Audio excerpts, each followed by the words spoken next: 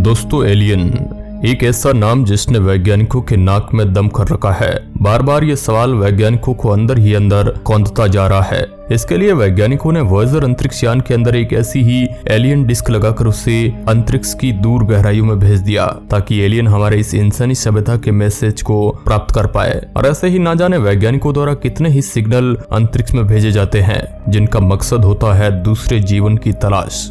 लेकिन दोस्तों, आज हम इस वीडियो में जिस टेक्नोलॉजी के बारे में बताने जा रहे हैं उसे आज से हजारों साल पहले ही डेवलप कर लिया गया था। आखिर उसे आज से हजारों साल पहले बिना टेक्नोलॉजी के कैसे डेवलप कर लिया गया था, और इतनी एडवांस टेक्नोलॉजी क्या वाकई में उसमें किसी एलियन का हाथ तो नहीं था। दोस्तों, 17 मई 1902 में एक आर्कियोलॉजिस्ट वेलरिश स्टाइस ने एक बहुत फेमस आइलैंड एंटीकाइथेरा में डुबकी लगाई, क्योंकि उनके इंस्ट्रूमेंट ने बताया था कि यहाँ पर कोई जहाज बहुत सालों से डूबा पड़ा हुआ है और उसके अंदर कोई डिटेक्शन मटेरियल है, यानी ये कोई ऐसा मीटिंग है जिसे बहुत आसानी से डिटेक्ट किया जा रहा है। जब उन्होंने इस पानी में डुबकी लगाई तो उन्हें वहाँ पर वो हैरान कर देने वाला राज मिला और उन्होंने देखा कि उसके अंदर काफी सारी कीमती चीजें और कीमती पत्थर रखे हुए हैं, बिल्कुल जैसा हमें खजाने वाली पिक्चरों में दिखाया जाता है। असल में ग्रीस देश काफी ज्यादा अमीर हुआ करता था और कहा जाता है कि सबसे पहले यहीं पर विज्ञान की शुरुआत हुई थी, इसलिए यह पहले से ही बहुत आगे हुआ करते थे। लेकिन रोमन जैसे लोग इन सीधे साधे लोगों से इनका सारा सामान छीन कर अपने देश ले जाते थे और धीरे धीरे अपने आप को बढ़ाते रहते थे।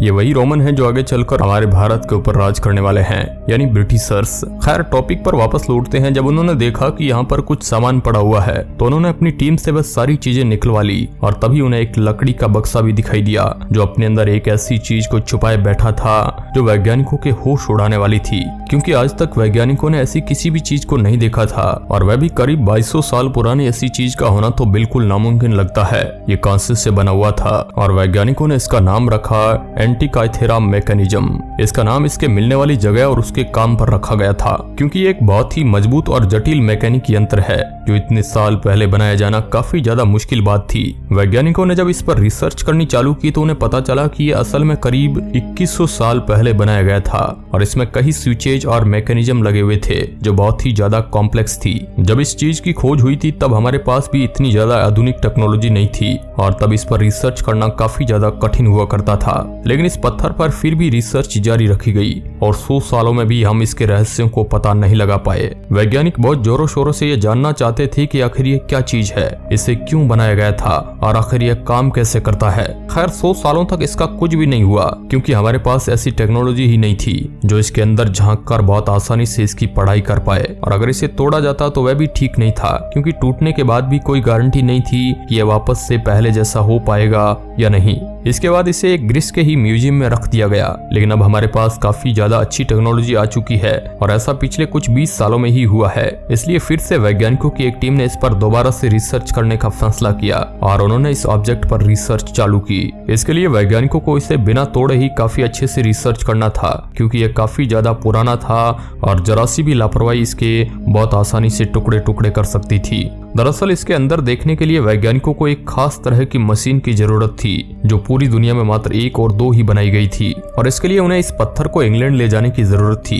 लेकिन क्योंकि यह इतना ज्यादा कमजोर था कि यह इंग्लैंड जाते जाते शायद रास्ते में ही टूट जाता, इसलिए इस पत्थर को वहां ले जाने के बजाय उस मशीन को इंग्लैंड से इस पत्थर की लोकेशन पर मंगवाया गया। ये इतनी बड़ी बात इसलिए है क्योंकि ये मशीनें इतनी ज्यादा सेंसिटिव होती है और जरा सा भी छेड़छाड़ इनके पूरे सिस्टम को नष्ट करने की ताकत रखता है। जब इस चीज को अंदर से एग्जामिन किया गया तो वैज्ञानिकों के होश उड़ गए, क्योंकि ये इतने आधुनिक तरीके से बनाई गई थी जितना 2000 साल पहले तो हम कभी सोच भी नहीं सकते थे, क्योंकि इतनी कलेक्शन और इतनी अच्छी फिजिक्स में तब के लोगों के बस की बात नहीं थी। इस यंत्र में 47 अलग अलग गियर लगे हुए थे। आपको नहीं पता है कि गियर क्या होते, तो आपकी जानकारी के लिए बता दें कि आपकी घड़ी में जो ये घूमती हुई चीज दिखती है इसे ही अंग्रेजी भाषा में गियर बोलते हैं। जब इस पर रिसर्च की तब उन्हें पता चला कि इसका एक एक गियर बहुत परफेक्टली फिट किया गया था और कहीं पर भी जरा सी भी फॉल्ट नहीं थी, और ऐसा बिना किसी बहुत आधुनिक मशीन के किया जाना काफी ज्यादा असंभव बात है। जिसने भी इस यंत्र को बनाया था वह समय से काफी ज्यादा आगे था, और जब वैज्ञानिकों ने इस पर रिसर्च की तब उन्हें पता चला कि यह असल में एक कंप्यूटर है और यही शायद हमारी पृथ्वी का और हम इंसानों के बीच आया हुआ सबसे पहला कंप्यूटर था। इसमें कोई स्क्रीन ना हो, लेकिन ये चीजों को बहुत तेजी से कंप्यूट कर लेता था, यानी उन्हें बहुत तेजी से कैलकुलेट करके आपको जवाब दे देता था।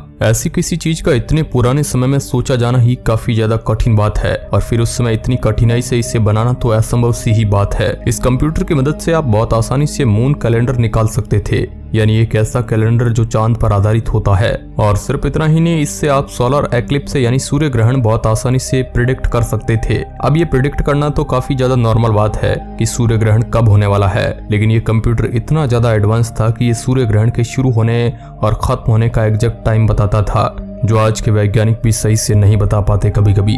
इस पर और अच्छे से रिसर्च करने के लिए इसका एक्सरे निकाला गया और एक्सरे के बाद इसका एक डुप्लीकेट बनाने की कोशिश की गई ताकि उस पर तोड़ फोड़ करके भी आसानी से रिसर्च की जा सके। और कुछ ही दिनों में ये डुप्लीकेट तैयार भी हो गया और फिर वैज्ञानिकों को यह पता चला कि ये असल में किसी ग्रीक वैज्ञानिक द्वारा ही बनाया गया था, क्योंकि इसमें एक डायल लगा हुआ था जिसमें सौरमंडल के सारे ग्रहों को दिखाया गया था जो एक केंद्र का चक्कर लगा रहे हैं और उस केंद्र को बिल्कुल सूर्य की तरह ही बनाया गया था। अब इस बात से हमें ये कैसे पता चल सकता है कि ये किसी ग्रीक इंसान ने बनाया है? खैर, हम आपको बताते हैं कि ग्रीक के ही लोग इकलौते ऐसे लोग थे जो ये मानते थे कि पृथ्वी सूर्य का चक्कर लगाती है और बाकी सारे ग्रह भी सूर्य का चक्कर लगाते हैं। बाकी सारी सिविलाइजेशंस उस समय ये मना करती थी कि पृथ्वी सूर्य और ब्रह्मांड का केंद्र है और इसका चक्कर बाकी सारी चीजें लगाती है। क्योंकि ग्रीक के लोग अपनी ज्यादा रिसर्च पर काफी ज्यादा निश्चित थे, इसलिए उन्होंने इस डायल में भी सौरमंडल के ग्रहों को वैसे ही दिखाया होगा जैसे उन्होंने असलियत में पढ़ाई की थी। इस मशीन की खास बात यह है कि यह बहुत ही एक्यूरेट तरीके से बनाई गई थी और इसके कैलकुलेशन काफी ज्यादा परफेक्ट थे।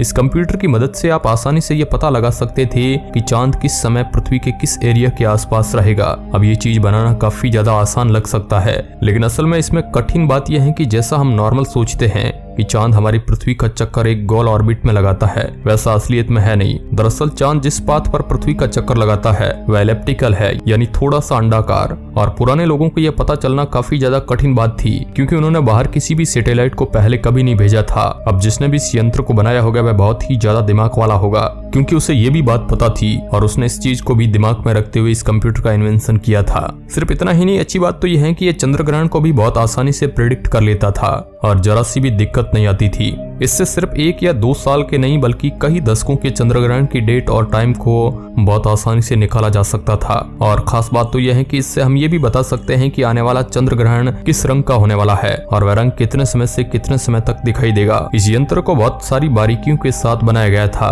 और यही इस चीज की खूबसूरती को और भी ज्यादा बढ़ा देता है। और साथ ही में इसके अनसुलझे रहस्य को भी कि आखिर इसे किसने बनाया होगा। हम आपको बता दें कि ऐसे गेयर और डायल वाली चीज को 14वीं शताब्दी में सबसे पहले बनाया गया था। दरअसल वो असल में एक मैकेनिकल घड़ी थी जिसे सबसे पहले बनाया गया था, जिसके अंदर काफी सारे मैकेनिज्म फिट किए गए थे। ये घड़ी ना तो हाथ में पहनी जा सकती थी और ना ही इसे दीवार में रखा जा सकता था और ना ही ये बिल्कुल एक्यूरेट टाइम बताती थी।